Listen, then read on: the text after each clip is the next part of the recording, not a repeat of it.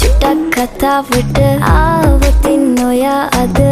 මාගෙම කරගන්නද රහසක් කියලා කිව්වොත් ඔයා මට මාවෙනම් නුඹේ අග රැජිනිය සදහට මං දෙවරක් නොහිතා සැරෙන් සැරේ කෝලෙන් බල බලා ඇසේ අස්සෙන් බොරුවට එපා වගේ හිඳින්න එපා රවන්න එපා ටිකෙන් ටිකේ ආලෙන් පුරවලා හිතේ හිස්තැන් නුඹ මට හිතක් වටින කෙනා නිසා චුට්ටක් කතාවට ආවොතින් ඔයා අද මාගෙම කරගන්නද රහසක් කියලා කිව්වොත් ඔයා මට මාවෙනම් නුඹේ අග රැජිනිය සදහට